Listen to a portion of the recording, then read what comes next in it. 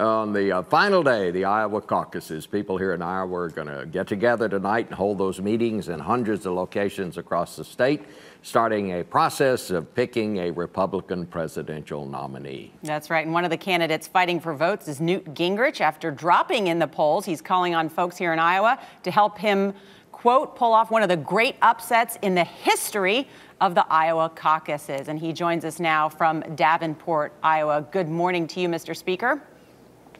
Good morning. I've been trying to figure out now, am I in the Humphrey Bogart role or the John Wayne role in this movie collection you guys are putting together? Or exactly what role do I get to play? That's the nice thing about this show. You get to decide what role you want to play. I know you want to play the role of victor, certainly tonight here in the Iowa caucuses. But let me ask you about that. You've been saying for a couple days now, you think after this barrage of negative ads that you faced, that you think you're going to lose here. And then we heard that one of your precinct captains scolded you and said, you got to keep the troops up and happy. And so now you're predicting an upset. But you don't expect that you'll get first or second place, do you, Mr. Speaker? I don't think anybody knows who's going to get what right now. What happened was, which I'm very excited by, and it's part of why my style is so different than others, we had a telephone town hall meeting yesterday with 16,000 Iowans. We've now had 89,000 Iowans on various telephone town hall meetings in the last 10 days or so. And one of the folks got on and talked to me and said, look, he had just spent 5 hours preparing the argument he's going to make at the caucus tonight. He's convinced that he is going to, in fact, win his caucus. I talked a little bit later with our leader who's going to help us carry one to Scott County, and he said that they'd done focus groups and that when you walk through the case and you outlined the fact that I could beat Barack Obama in a debate and could win the election, you outlined my experience as Speaker, having actually created jobs and gotten to a balanced budget and created economic growth, and you pointed out Ron Paul's position on nuclear weapons in Iran and the fact that he didn't seem to care if the Iranians had nuclear weapons. You saw people moving, even people who were already committed.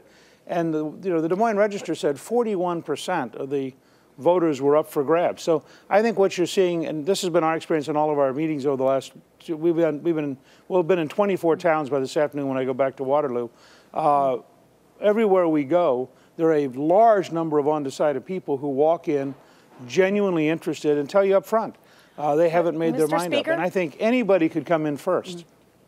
Mr. Speaker, you were riding, though, atop of the polls, and after millions of dollars were spent on your record, you've kind of had a spectacular crash in the polls. And I want to ask you, because just the other day on the campaign trail, you talked about that. You scolded Mitt Romney, his friends who are running this super PAC that has funded that, and you said of Mitt Romney, somebody who will lie to you to get to be president will lie to you when they are president. I have to ask you, are you calling Mitt Romney a liar?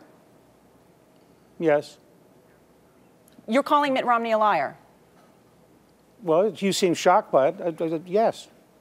I mean, what Why else are could you you say? saying he's a liar? Because this is a man whose staff created the PAC. His millionaire friends fund the PAC. He pretends he has nothing to do with the PAC.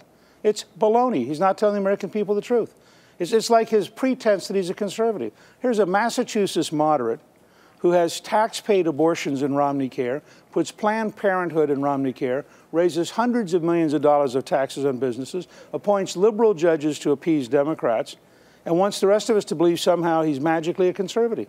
I just think he ought to be honest with the American people and try to win as the real Mitt Romney, not try to invent a poll-driven, consultant-guided version that goes around with talking points. And I think he ought to be candid. I don't think he's being candid. And that'll be a major issue. I mean, from here on out for the rest of this campaign, the country gets to decide. Do you really want a Massachusetts moderate who won't level with you to run against Barack Obama, who, frankly, will just tear him apart? I mean, he will not survive against the Obama machine. A Massachusetts moderate that you have just said is flat out a liar. That does raise the question, Mr. Speaker. If he does get the nomination, do you think that you can find a way to support him, or will that just be a little too much for you? You could. No, I would support him against Barack Obama. No, I would support a Republican candidate against Barack Obama because I think Barack Obama is tearing the country apart. But let's be clear. Which part of what I just said to you is false? Why is it that if I'm candid in person and I'm willing to be honest in person, that's shocking?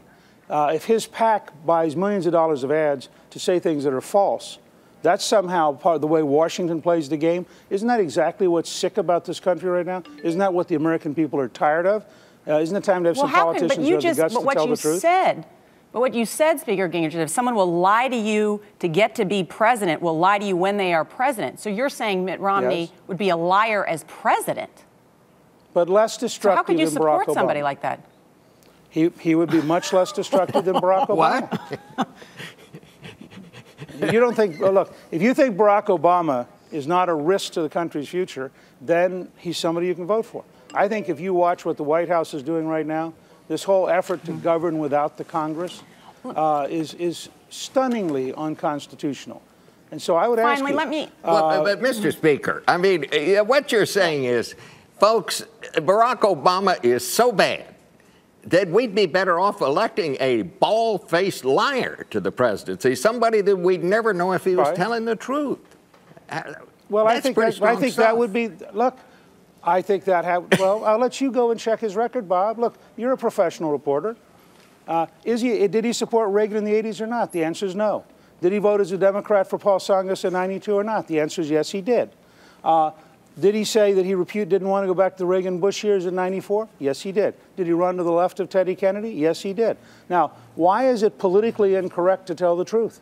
I mean, you're saying in the traditional Washington pattern, it's better to be sweet and honest and have this face of saying, oh, gee, we want to be nice to each other no matter what happens to the American people. I think the American people deserve the truth. I think the next couple of debates will be very interesting. I'm prepared to defend every single thing I've said to you this morning. And candidly, I wish Mitt would just, level with the American people, be who he really is, and let's have a debate about a Massachusetts moderate versus a real conservative. All right. Well, Mr. Speaker, we have to bring it to a close there, but we thank you for coming on and answering the questions this morning. Appreciate it very much.